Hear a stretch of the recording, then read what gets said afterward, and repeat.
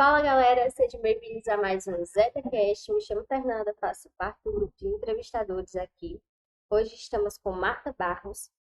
Seja bem-vinda. Queremos agradecer principalmente a você por ter aceitado o nosso convite. Queremos saber um pouquinho sobre você, sobre o que você faz, qual a sua profissão.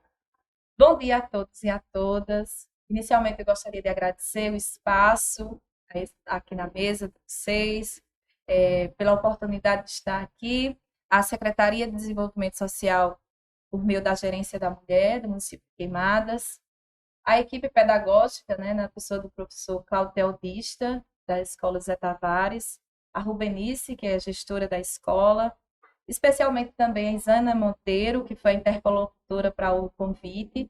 Muito obrigado a estar aqui nesse momento para discutir temas tão relevantes para a nossa sociedade. Então, para iniciar a nossa conversa, eu vou começar a falar sobre um pouquinho do meu lugar de fala. Eu sou natural do Sítio Angicos, aqui no município de Queimadas. Sou fruto da escola pública, minha trajetória enquanto estudante é toda na escola pública. Sou defensora da escola pública. Sou professora aqui no município de Queimadas e Lagoa Seca. Atualmente, eu estou atuando exclusivamente no município de Queimadas. A formação acadêmica, eu tive a oportunidade de transitar pelas 3 universidades. Eu tenho licenciatura em Geografia na Universidade Estadual da Paraíba e tenho licenciatura também em Pedagogia, também pela UEPB. Minha especialização é Educação de Jovens e Adultos, na UFCG, e mestrado foi na UEPB e o doutorado, que eu terminei recentemente, foi na Universidade Federal da Paraíba. Então, assim, minha trajetória desde o maternal ao doutorado foi dentro das instituições públicas. Tive uma formação muito consistente, considero que tanto a formação teórica, metodológica, mas também a formação prática, porque quando eu iniciei a minha profissão enquanto professora, eu atuei desde antes mesmo de entrar na universidade, antes mesmo de colocar o pé na universidade, como se diz, eu já estava atuando em sala de aula, na educação básica, no ensino infantil. Então, minha formação, ela acabou sendo correlacionada muito com a realidade de sala de aula, sabe? E isso me fortaleceu muito enquanto estudante, enquanto professora, enquanto ser humano. Bom, a senhora falou que tem doutorado Sim, meu doutorado é em em geografia, geografia. né? É na Universidade Federal da Paraíba, e a minha tese, ela foi direcionada, não só a tese, mas toda a minha trajetória acadêmica. Desde o mestrado, na verdade, eu tive um interesse, surgiu o interesse na sala de aula de estudar as questões afro-brasileira e africana. Tendo em vista que, ao observar meus alunos, eu percebi uma certa dificuldade que eles tinham e muitas vezes até um constrangimento de quando se tinha temas em sala de aula, nas minhas aulas especificamente, tratando sobre essa questão, a cultura e história africana e afro-brasileira. Muitos sendo afrodescendentes, sendo até remanescentes de Quilombo, que na época eu era professora no município de Mogeiro, onde tem situado o Quilombo, Quilombo do Matão, e muitos que eram meus alunos, que eram remanescentes de Quilombo, eles não se sentiam confortáveis diante das discussões de sua própria cultura, de sua própria identidade. Então aquilo me deixou angustiada, inquieta. E acabou também que aflorou em mim as questões também da minha adolescência, sabe? Quando eu era estudante, eu percebia muito das minhas colegas que tinham cabelo crespo, tinham cabelo afro, e elas não se sentiam pertencentes, não se identificavam. Para vocês terem uma ideia, tinha certas situações na época das minhas amigas, né, da adolescência, que muitas, por não ter condições de dar chapinha no cabelo, elas colocavam o cabelo debaixo de uma toalha e passavam o ferro no cabelo para desmanchar os cachos que eram muitos, né, o cabelo crespo, para se sentir pertencente a uma sociedade que vem construída numa perspectiva de beleza eurocêntrica, certo? Então, assim, tanto essas questões vivenciadas enquanto adolescência, enquanto enfim, enquanto ser humano, e também na minha percepção de profissional enquanto professora, percebi que era uma urgência a gente ter a oportunidade de debater essas questões, de refletir sobre essas questões, da cultura africana, da identidade africana, dos remanescentes de Quilombo, entender toda essa conjuntura, sabe? E foi isso a minha motivação maior para engajar nos meus estudos. Então, no mestrado, eu desenvolvi uma pesquisa no Quilombo do Matão, que fica situado no município de Mogeiro, Agreste da Paraíba. E a minha dissertação de mestrado, eu trabalhei com a questão das memórias dos idosos, as narrativas. A pesquisa ela foi mais direcionada para a formação de professores da educação básica. Eu queria entender como os professores da educação básica do Quilombo estavam se apropriando dos saberes e fazeres das pessoas mais velhas da comunidade para ensinar aos alunos da comunidade. Então, foi a partir dessa pesquisa que aí eu senti a necessidade de aprofundar mais no doutorado. Porque na pesquisa de mestrado acaba que a gente tem pouco tempo, né? O tempo é reduzido, porque só são 2 anos de pesquisa. E eu fiquei com aquela necessidade de aprofundar mais. Porque quando eu passei a conviver, né, porque a minha pesquisa ela foi bem de campo mesmo, né, que eu fazia entrevista com os idosos da comunidade e gravava suas memórias, eu percebi que tinha muita coisa mesmo, que a gente não tem acesso, que está lá no Quilombo, que está com o povo afrodescendente, que está com o povo preto, e a gente não tem acesso a esse povo, a esse conhecimento. Que nos livros didáticos não estão, que nas referências que são publicadas muitas vezes na internet não estão. Eles estão aonde? Estão na terra quilombola. Ela está na terra do povo preto. E por que eu estou usando esse termo preto, gente? Porque a gente sabe que ao longo da historiografia oficial do nosso país, o povo descendente, o povo africano aqui no Brasil, foi muito associado à questão do termo negro. E quando a gente pensa no termo negro, aí vem a associação ao quê? A coisas ruins, né? A gente tem o buraco negro, né? A peste negra. Então, os movimentos sociais, nós pesquisadores, atualmente a gente está nessa desconstrução dessa inferioridade, certo? E estamos sempre buscando trazer termos que venham a valorizar e reconhecer toda a trajetória de luta, toda a trajetória de conquistas.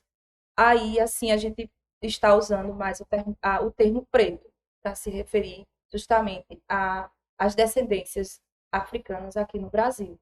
Porque o preto, o café preto é gostoso, né? Bota um cafezinho preto para mim aí, né? Então, assim, o preto já tem uma associação diferente, tá? Então, por isso que a gente está nessa bandeira também de defender essas questões. Então, a minha pesquisa ela vem justamente nesse sentido, sabe? A valorizar, a reconhecer, a reafirmar tudo aquilo que foi oculto na historiografia oficial do nosso país, que foi, na verdade, silenciada. Não vieram à tona ao longo da história e que a gente não tem muito acesso. E eu busquei esse acesso com quem? Com o povo quilombola, que é justamente uma comunidade, um povo que a gente precisa muito conhecer mais, refletir muito sobre o que eles estão pensando, estão fazendo e o que também eles vivenciaram ao longo do processo. E como a geografia se relaciona com o racismo? Olha, a geografia que eu tento, né, construir e discutir, refletir com meus alunos, é uma geografia que vê uma perspectiva de valorização, de reconhecimento, sabe? Porque qual o meio que nós podemos ter para minimizar o racismo no Brasil? Porque nós sabemos que, infelizmente, exterminar, estamos muito distantes ainda. Embora que algumas pessoas, né, venham dizer que não existe mais racismo no Brasil, mas nós sabemos que tem. Então, na geografia, quando nós discutimos, refletimos sobre, eu busco sempre convidar meus alunos a refletir como a geografia ela pode trazer, colocar em evidência a, a riqueza cultural africana, sabe? Os valores africanos que foram destruídos, a perversidade que foi praticada com as famílias africanas aqui no Brasil. Nós temos uma dívida imensurável com o povo africano do Brasil, que por mais que nós estamos tentando aí, né, lutando para reverter, não digo reverter que não tem como, é uma perda, porque imagine só, você está em uma terra que é sua, que você conhece a língua, você conhece o cheiro do mato, você conhece a terra, você sente o sabor da água do seu lugar. E drasticamente você é arrancado, porque isso foi dessa forma. Você foi arrancado do seu lugar e você é colocado em outro lugar que você não o pertence. E esse lugar não é de acolhimento. Esse lugar foi um lugar de perversidade, em que você ficou proibido de praticar sua cultura, sua religiosidade. Veja bem, quando a gente está com qualquer problema, saúde, ou qualquer situação que a gente venha se sentir aflito, qual é a primeira coisa que a gente faz? Se apegar à fé, não é verdade? Quando a gente está com algum familiar doente, alguma questão, a primeira coisa que qualquer ser humano faz é buscar a fé para se fortalecer. E nem isso o povo africano aqui no Brasil teve direito. Porque a religiosidade africana aqui no Brasil foi colocada como a do mal, sem ter nenhuma oportunidade de ser praticada.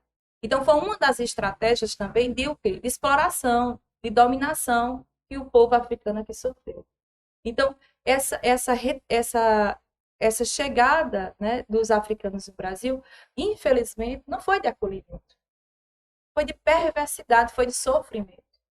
Então, por isso que a gente tem essa dívida tão grande com o povo, sabe? E nós precisamos fortalecer muito esses diálogos que nós temos diariamente nas escolas, nos meios de comunicação. Esse espaço aqui é um espaço privilegiado. Eu vim agora refletindo no caminho, né? E pensando, né? Será que em outros tempos eu teria a oportunidade de estar falando para um público bem amplo, né? Porque assim, a mídia hoje na internet ela tem uma maior propagação do que até mesmo a mídia televisiva ou jornalística de rádio, né? A gente sabe disso. Então, assim, são espaços que antes não eram ocupados por mim, não eram ocupados por vocês, eram ocupados pela classe dominante. E a população africana ficou fora disso, de muitos espaços, inclusive da escola. A escola para o povo africano, ela veio tarde demais, muito tarde. Enquanto professora, quais são os desafios mais comuns? Você e os professores gerais enfrentam ao tentar trazer esse assunto nas salas de aula, nas escolas.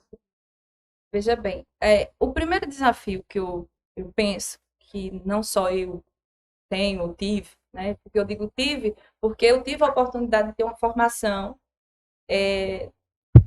para essa área. Porque só a partir de 2003, veja só, né? Só em 2013, em pleno século XXI, foi que a gente teve a oportunidade de ter uma lei que obriga as universidades, as escolas, a trabalhar dentro da grade curricular a história e cultura afro-brasileira e africana. A partir dessas oportunidades que eu tive na formação acadêmica, supriu uma necessidade minha. Porém, nós sabemos que muitos professores que estão atuando em sala de aula não tiveram essa oportunidade, porque só em 2003 foi que a lei 10.639 foi sancionada, que tem essa obrigatoriedade, porque antes disso, pouquíssima minoria de professores que atuavam em sala de aula tinham a oportunidade de discutir esses temas. Muitos sofriam até repressão por estar trazendo assuntos dos africanos, do povo escravizados aqui no Brasil. na sala de aula. Então, foi a partir dessa lei que a gente começou a ter, né, essa oportunidade. Então, um dos primeiros desafios que eu coloco aqui na mesa é justamente isso. Falta de formação para os professores ter condições de discutir, de debater essa temática, que é tão importante, que é de tão urgência na nossa sociedade. A segunda questão que eu coloco como desafio é o acesso a fontes, a referências que superam a historiografia oficial do nosso país. Porque se a gente aqui, né, for analisar a historiografia oficial, nós vamos perceber que ela vem construída numa ideia e no pensamento eurocêntrico, de fundamentalista dominante. Então, se menciona o povo africano, se menciona os afro-brasileiros, mas de forma inferior, de forma humilhante, e que nenhuma pessoa que é descendente, que é remanescente de quilombo, se identifica, se sente pertencimento a essa etnia. Entende?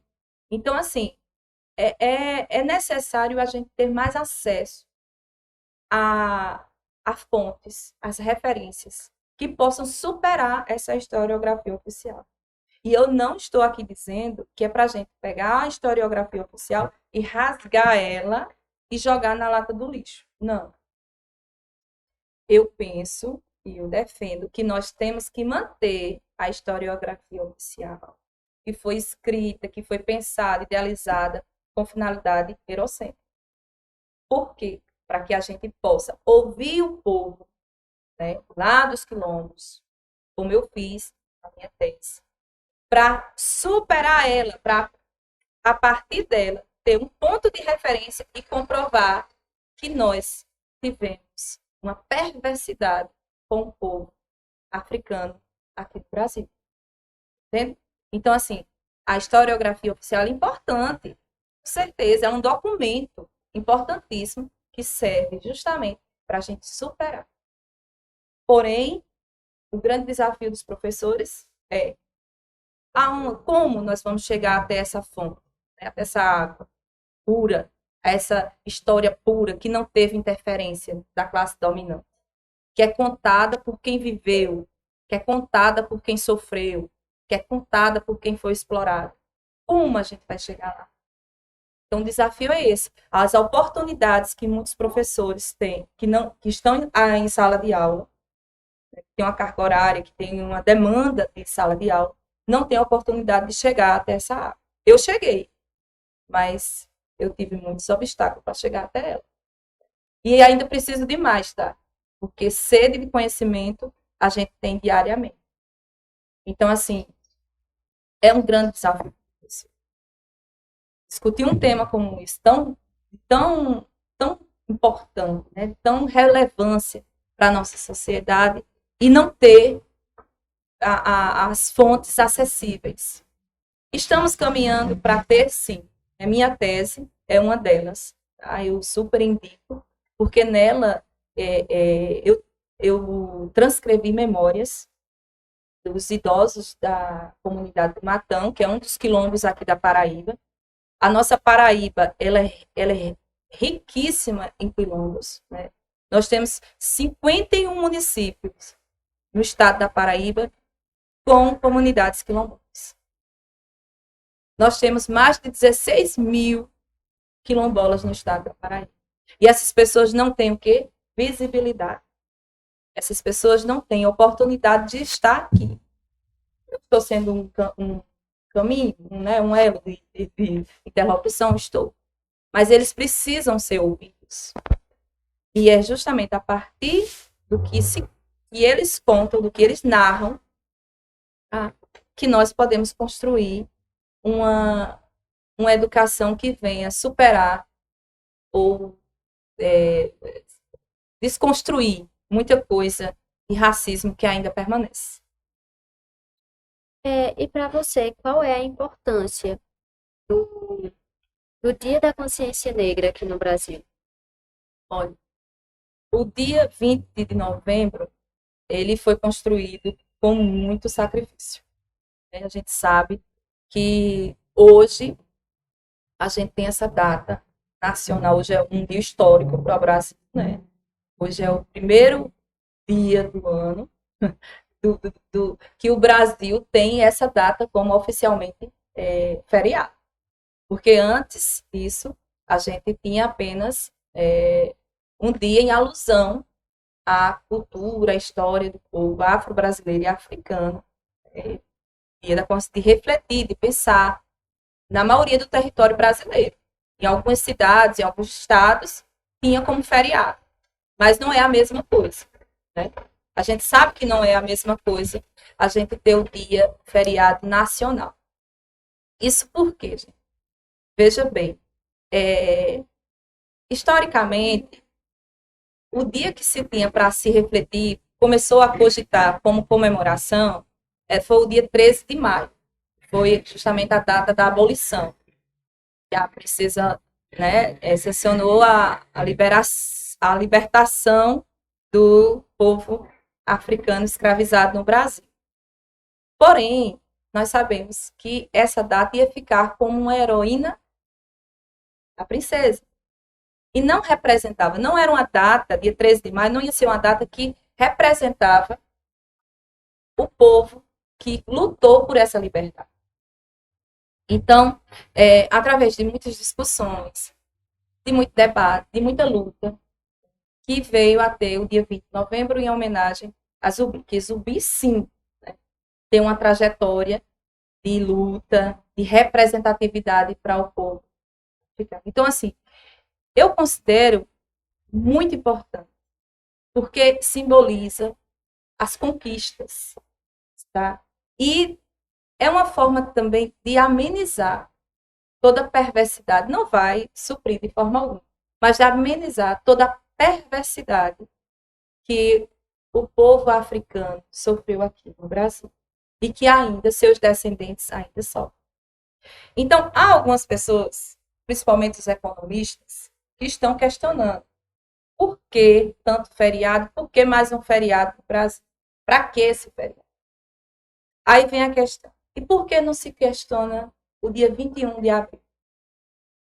Dia Tiradentes. Não estou colocando aqui, não venho aqui discutir, nem colocar na mesa, na balança, né? Vamos medir quem é mais importante, Tiradentes ou Zumbi de Palmares, a luta do povo negro no Brasil ou a luta da Inconfidência Mineira, da elite mineira. Não, mas vamos questionar quais os interesses de Tiradentes, quais os interesses de Zumbi, quais os interesses da classe dominante mineira. Eles estavam lutando por toda a nação? Por quem eles estavam lutando? Então, assim, não é comparar, sabe? Mas se Tiradentes tem a oportunidade de estar no nosso calendário como feriado, não é mais justo, muito mais do que justo, né? A gente ter o feriado dia 29, porque é uma representatividade, não é só apenas de Zumbi, é do povo que sofreu muito nesse país e que a gente não tem como pagar essa dívida, por mais que a gente faça, tá? Por mais que a gente faça. E quando se coloca um feriado, por mais que a gente sabe que tem a lei, né, 10.639 de 2003, que obriga as escolas a discutir, a trabalhar esse tema, a gente sabe que tem escola que passa despercebido. Infelizmente, passa despercebido. Mas, com o feriado, não só impacta a escola, porque os alunos mesmo questionam, por que esse feriado? Tem um feriado? Então, ali já vai motivar questionamentos dentro dos espaços educativos, como também na própria sociedade. O debate, ele é muito importante, sabe? Ideias diferentes, olha, as ideias dos economistas, os questionamentos, é muito importante. Eles questionaram, mas um feriado vai prejudicar a economia. E a economia que foi prejudicada dessas pessoas que foram arrancada da África, que passaram a vida aqui trabalhando, né, sendo exploradas. Não se pensou naquela época. Então, assim, é questões que estão de necessidade, sabe? E é importante o feriado por isso. Ele demarca, ele é simbólico, ele é territorial, porque ele demarca o poder, a influência, o debate, a discussão e as transformações. Então, o dia 20 de novembro, ele é imensurável, importante. Tem que estar no calendário. E se o Brasil, se os economistas, se a economia, né, enfim, estivesse se sentindo prejudicada, que abra o debate sobre os demais feriados do Brasil. Não venha se questionar apenas o dia 20. Porque se questiona o dia 20, vamos questionar os demais também. E vamos abrir o debate. Se é a necessidade, no popular, né, enxugar os feriados, quais feriados vamos deixar? Né? É importante. É um debate importante. Nós precisamos disso, do debate. É no debate que a gente vai construindo, que a gente vai transformando. Então, quem são os quilombolas e qual a importância histórica dessas comunidades no Brasil? Bem, as comunidades quilombolas, elas simbolizam liberdade, simbolizam resistência, simboliza a existência da ancestralidade africana aqui no Brasil. Os quilombos, eles surgiram no período que os africanos eram escravizados aqui no Brasil. E as pessoas que eram resistentes, né, que foram resistindo à escravidão, elas se refugiaram. Então, eram comunidades que surgiram em lugares de difícil acesso, na maioria das vezes em territórios de planície, aliás, desculpa, de depressão, né, e também de serras de morro, que era justamente para ter visibilidade de quem fosse se aproximando do quilombo. De depressão, porque quem fosse chegando no alto, eles já iam visualizando. E também em serras, porque quem vinha por baixo, eles visualizavam. Então, dentro das matas, e era nesses lugares, nessas comunidades, que os africanos tinham verdadeiramente a sua liberdade. A liberdade de praticar sua cultura, a liberdade de praticar sua religiosidade, a liberdade de ser quem verdadeiramente eles eram.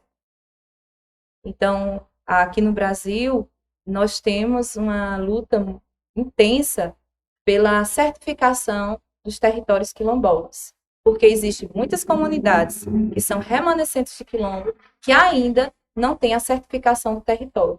A Fundação Palmares, que é a instituição responsável por certificar esses territórios, ela faz o levantamento, né, mas precisa-se das questões das políticas públicas para justamente reafirmar. E vem a questão do INCRA e tudo mais. E também o embate, né, porque a maioria dos quilombos estão localizados nas zonas rurais, tem também quilombo urbano, inclusive aqui na Paraíba, tem um quilombo na capital, e principalmente os da zona rural, tem um embate muito forte com os grandes latifundiários, os fazendeiros, que não aceitam a questão da indenização das terras, do reconhecimento que aquelas terras pertencem a esse povo, como historicamente vem sendo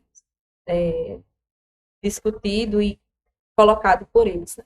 Então, é uma questão muito difícil e importante. Né? Os quilombos é um lugar demarcado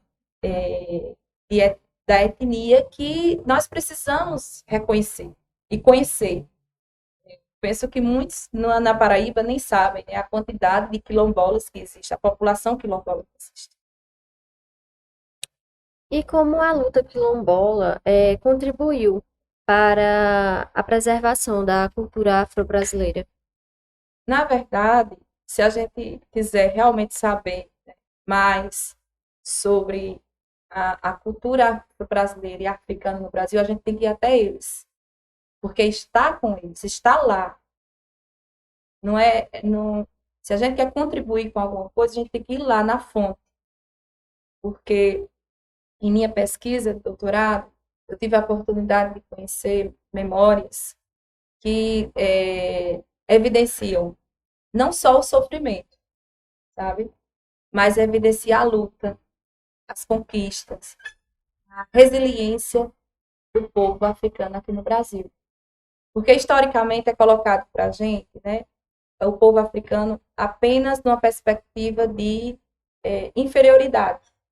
E quando a gente passa a conhecer a verdadeira história, a partir da vivência, das memórias do povo quilombola, a gente vai desconstruindo isso, desconstruindo essa humilhação. Não é vitimizar, sabe? Não é vitimizar o povo afro-brasileiro e africano que foram aqui escravizados, que nós vamos avançar. É evidenciar a sua potencialidade, evidenciar sua conquista, sua luta, para que os seus descendentes se orgulhem de ser descendente, de construir sua identidade, de reconstruir, na verdade, de reconstruir sua identidade. Então, por que hoje tem muitos jovens que têm dificuldades de se autoafirmar pretos, de se autoafirmar afrodescendentes? Porque não conhece a verdadeira história. Como é que eu vou ter orgulho de ser de uma etnia que só foi escravizada, espancada, humilhada, torturada, que foi fraca? Entende? Então, nós precisamos, né, superar tudo isso. Todas essas formas que colocam a etnia africana como inferior, para que a população venha se orgulhar e a verdadeiramente conhecer. Porque quando você passa a conhecer, você percebe que temos heróis. Né?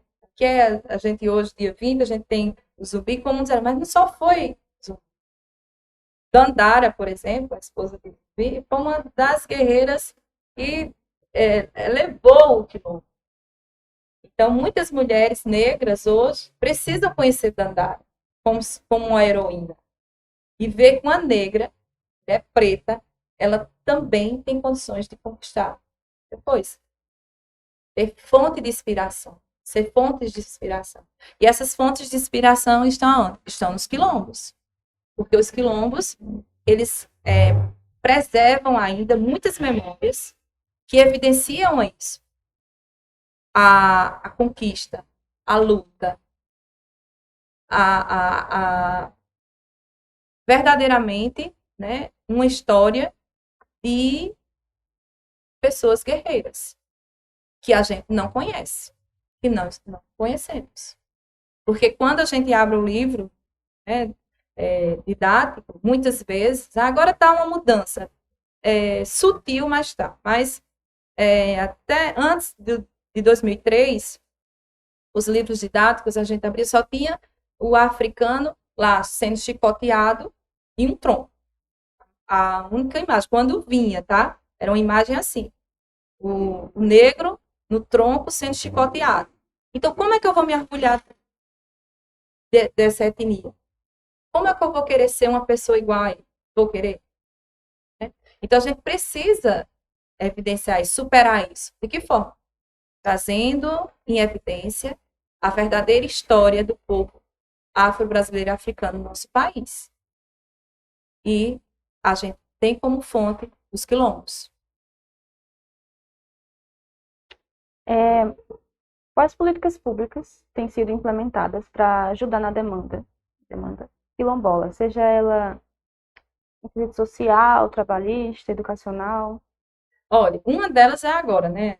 A lei que foi promulgada e demarca hoje como feriado nacional. É um avanço, é uma conquista, é uma política que verdadeiramente coloca em evidência, né, o compromisso do Brasil com o povo que aqui foi escravizado. As questões sociais ainda são muito limitadas. São muito limitadas porque as condições de sobrevivência do povo quilombola ainda é muito dependente da natureza, do extrativismo. E isso é muito bom também, né? Pela questão do impacto no meio ambiente.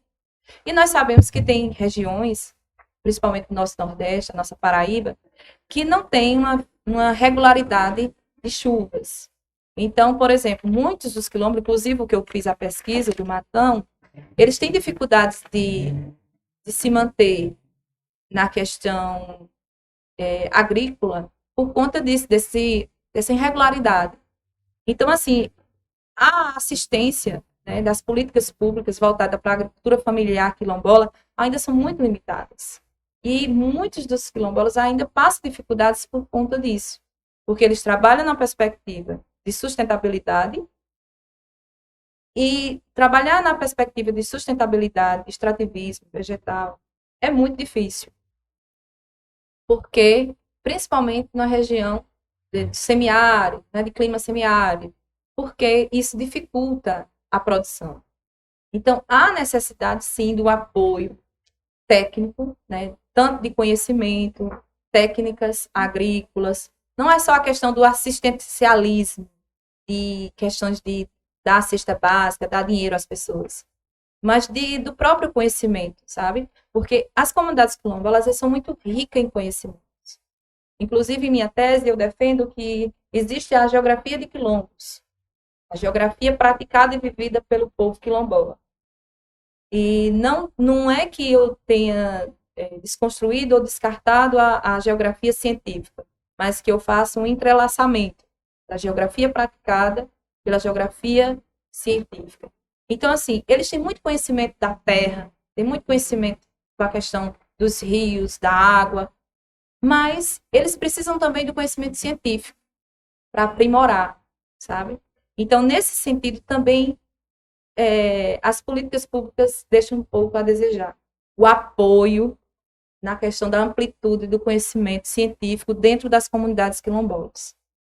Então, assim, eles sobrevivem com o que têm, com o que sabem, mas o apoio técnico, científico, ainda está muito distante. Inclusive, quando eu fui desenvolver minha pesquisa, uma das primeiras questões que eles colocaram para mim: será que você vai ser mais um que vem aqui ao Quilombo, faz sua pesquisa, leva lá para a universidade e não fica nada da comunidade? Entende? Então, assim, são questionamentos que eles já estão fazendo porque eles são fonte de conhecimento, eles têm conhecimento, mas eles também precisam do retorno da sociedade. A academia precisa dar o retorno, não só as questões políticas, né, dos responsáveis, dos governantes, mas também a sociedade como um todo. Ela precisa conhecer as pessoas quilombolas, os quilombos que nós temos, e precisa dar o retorno para eles. E principalmente a academia precisa dar esse retorno. A semelhança entre as lutas dos quilombos com os povos indígenas? Sim, com certeza, né? A luta por terra é uma delas. As comunidades quilombolas, como eu disse a vocês, elas têm várias no Brasil que elas não têm a certificação da terra. Ainda são moradores de favores dos fazendeiros, né? Ainda tem essa questão da instabilidade por terra. Do mesmo jeito, as comunidades indígenas. A gente vê aí muitas perseguições com as aldeias indígenas sendo tocadas fogo, expulsas de territórios. E a terra é simbólica, é poder, é sobrevivência. Quem tem terra vive. Quem tem terra vive no país. Então, se foi passado, né, período escravocrata do Brasil, a gente teve a retirada das terras dos indígenas, a gente também teve a tomada da terra do povo africano. Eles não tiveram direito. Teve a liberdade deles, mas como é que você vai sobreviver se você não tem uma terra? Se você não tem um emprego? Se você não saiu... É porque na época que tivemos aí a liberdade, a chamada liberdade, muitos africanos saíram das fazendas sem nada. E muitos nem saíram, né? Pediram para ficar nas fazendas, porque não tinha para onde ir. O que fazer se antes ele era escravo? Então, eu não tenho terra para morar, eu não tenho dinheiro para viver. Eu preciso ficar em algum lugar. Então, me deixe morar aqui só pelo prato de comer. Foi isso que aconteceu. Por isso que no Brasil ainda tem muita gente morando de favor na terra dos fazendeiros. E também desabrigada nas cidades, né? Isso é o reflexo do nosso passado perverso de tomadas de terras, tanto dos indígenas quanto dos africanos. atualmente. Como o racismo estrutural ele está no cotidiano, ele se apresenta no cotidiano. Eu penso que ele se apresenta de forma natural, sabe? Naturalmente. Embora a gente tenha algumas transformações, né?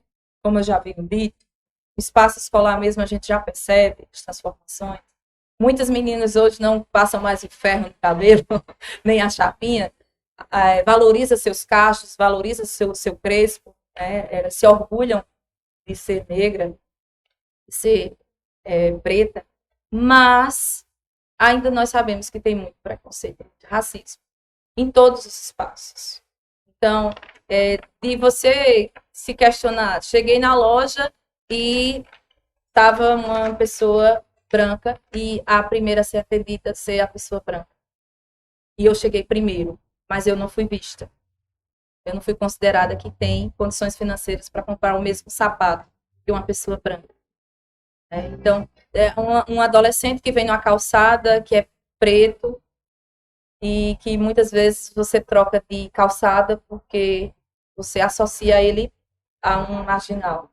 Então, é de forma natural. Infelizmente, ainda permanece, ainda existe, e muitos a tratam de forma natural.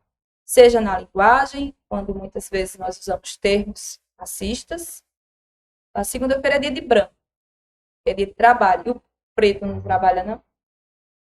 Então é na linguagem, é na acessibilidade dos espaços. Nós temos muitos espaços hoje que já abriram uma pontinha, né, para o povo preto no Brasil. Mas nós sabemos que ainda tem muitos espaços que são fechados a 7 chaves para o povo preto. E que nós precisamos ocupar esses espaços. Principalmente os espaços de poder, de transformação. No âmbito da política, por exemplo. Vamos fazer um levantamento estatístico de quantos pretos estão lá em Brasília nos representando. Então, são esses espaços que o povo preto, que nós precisamos ocupar, principalmente os de poder e transformação, que é aí onde nós vamos ter condições de fazer verdadeiramente transformações no nosso país e chegar a uma equidade étnica-racial. E para você, qual a importância das cotas raciais nas universidades? Eu vou começar respondendo a sua pergunta relatando uma discussão de sala de aula. Inclusive, ele mandou até mandar um abraço. Eu não mandar um abraço para ele. Ó, Lucas, um beijo, viu? O aluno. Ele chegou para mim e disse, professora, por que a gente não vê médico preto? Eu nunca vi um médico preto, professor. Boa, Lucas. Bom questionamento. Boa reflexão. Será que o povo preto no Brasil tiveram as mesmas oportunidades do que uma classe dominante? Se tem uma discussão muito grande, é o seguinte, se a gente ter cotas para o povo preto, a gente está afirmando que eles são inferiores intelectualmente. O cognitivo deles não tem a mesma desenvoltura do que a classe dominante, do que os brancos. Mas raciocina comigo. Imagina você, filha de mãe solo, preta, que passa o dia trabalhando, fazendo faxina, na Zona Norte, na Zona Sul, chega 9, 10 horas da noite, tem que limpar a casa, tem que fazer comida, para fazer a marmita, para no outro dia pegar a van, o ônibus, o metrô, para chegar no trabalho. Enquanto você fica em casa, às vezes tem 2, 3 irmãos para dar conta, ajudar eles, organizar eles. E à noite, às vezes, você, em véspera de prova, você tem um tiroteio na favela. Aí, no outro dia, você acorda, tem um café da manhã na mesa, porque sua mãe não conseguiu fazer a feira, comprar a comida na feira.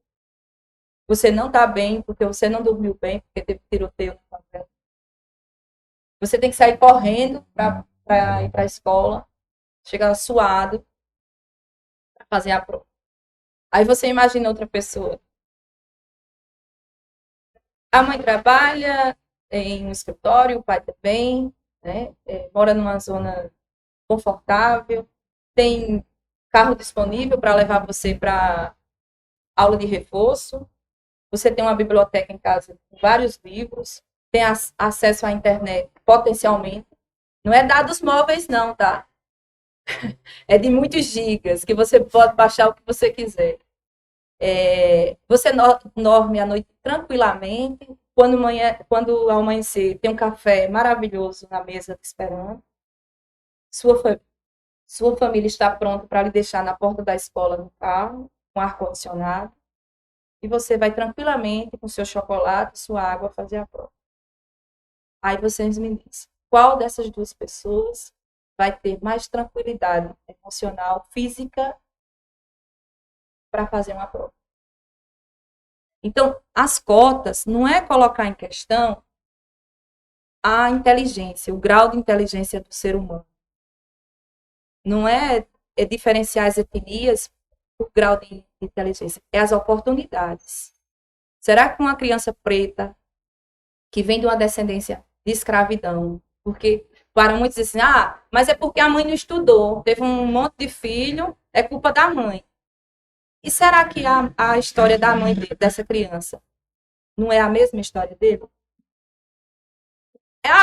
Foi a avó que não estudou, que teve uma reca de menino, e foi assim. E será que a avó também teve a oportunidade?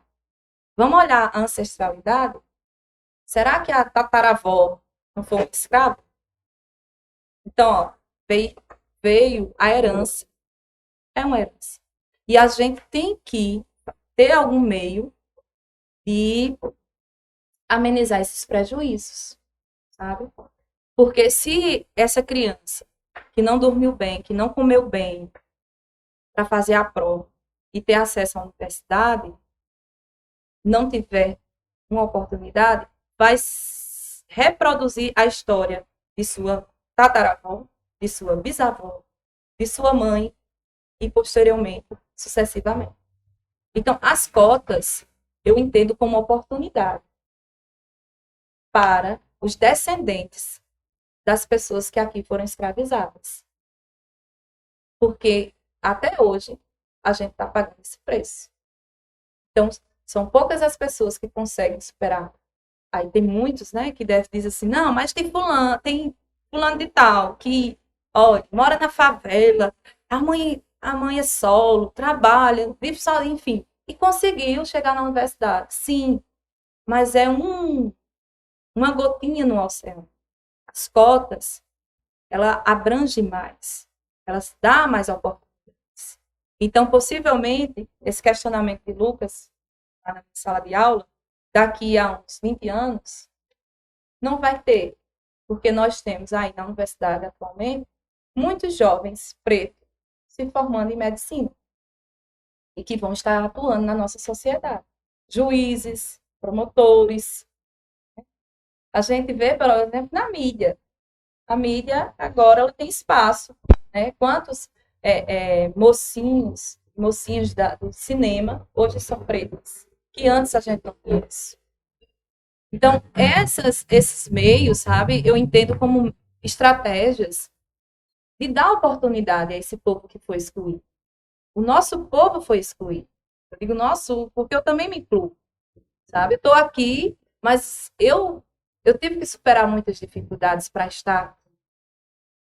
E eu não quero que meus descendentes tenham as mesmas dificuldades para chegar onde eles querem. Eu também não quero que os seus descendentes passem o que os seus antepassados passaram, sabe? E para isso a gente tem que firmar, a gente tem que debater, a gente tem que pensar, a gente tem que conhecer, a gente tem que transformar. E as cotas é uma das estratégias. As cotas é uma estratégia, a demarcação do calendário no dia 20 de novembro é uma estratégia, porque aí a gente está construindo pensamentos, a gente está debatendo, sabe? E as pessoas vão se conscientizando. Não, realmente, né? Os descendentes de africanos e afro-brasileiros no Brasil, eles não tiveram e não têm ainda as mesmas oportunidades.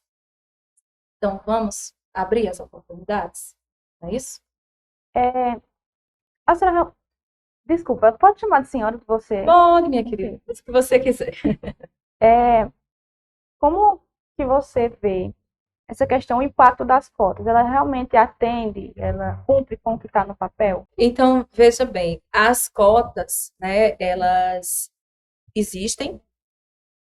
As pessoas que se inscrevem no Enem, elas têm a oportunidade de se autoafirmar, né, de se autoafirmar identitariamente, e a gente sabe que o acesso à universidade é importante e acontece via cotas. Mas não só é necessário o acesso, é também necessário a permanência, sabe? Nós sabemos que tem muitos estudantes que se inscrevem como alunos negros, que assinam o termo que é colocado na universidade para o ingresso pelas cotas, mas quando chega dentro da universidade para se manter, por exemplo, nos cursos considerados de autarquia, é bem difícil. Porque, por exemplo, o curso de medicina, ele, por mais que seja na universidade pública, mas ele exige do aluno recursos financeiros, para que ele tenha condições de estudar. Não só os cursos de elevado concorrência, né, vamos dizer assim, mas também, para você estudar, é necessário recurso financeiro. Precisa-se de lanche, precisa-se de livros, precisa-se de internet para pesquisar trabalho, fazer trabalho, enfim. A gente sabe que é uma necessidade financeira. E, infelizmente, a maioria, praticamente todas as universidades, elas não têm ainda uma forma de acolhimento para que esses estudantes que entram via cotas permaneçam na universidade. Então, há um ingresso via cotas, mas a permanência dos alunos dentro da universidade ainda é muito difícil. Justamente pela limitação de bolsas, que são muito poucas, para a demanda que existe de alunos, né? E também de projetos de pesquisas que também são muito limitados e que é justamente a oportunidade que os alunos teriam de permanecer na universidade estudando sem ter as devidas condições financeiras. Então, assim, se precisaria de amplitude maior quando se pensa na questão das cotas. Mas o debate já foi tão tenso, né? Quando se teve aí o projeto de colocar as cotas, foi tanta resistência, foi tanta luta para se conseguir, mas eu penso que nós precisamos seguir mais firmes nesse sentido, né? Não só cobrar que existam as cotas, mas também reivindicar a permanência desses estudantes que entram via cotas. E para você acha viável discutir sobre essas relações das críticas às cotas?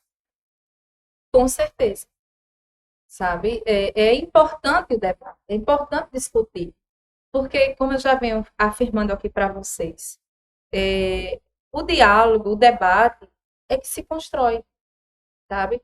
Então, não, se tem as cotas, mas a gente tem fragilidades. Então, vamos debater de que forma podemos superar essas fragilidades. Ouvir as pessoas que dependem dessas cotas, sabe? Na amplitude maior dessas cotas.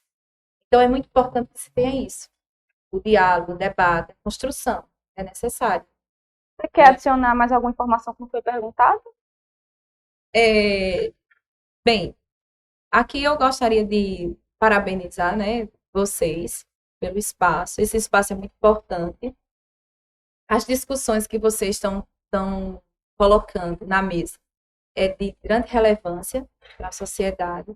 Eu tenho certeza que o projeto tende a evoluir, crescer muito mais, né?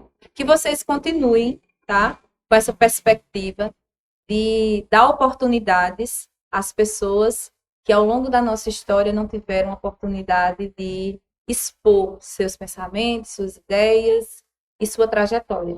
Então, é muito importante que vocês convidem também outros representantes, outras pessoas de outras áreas de estudos, que também contemplem essa maioria da sociedade que, ao longo da nossa história, foi invisibilizada. Se tornou-se invisível para muitos e que existe, que precisam ser vistas.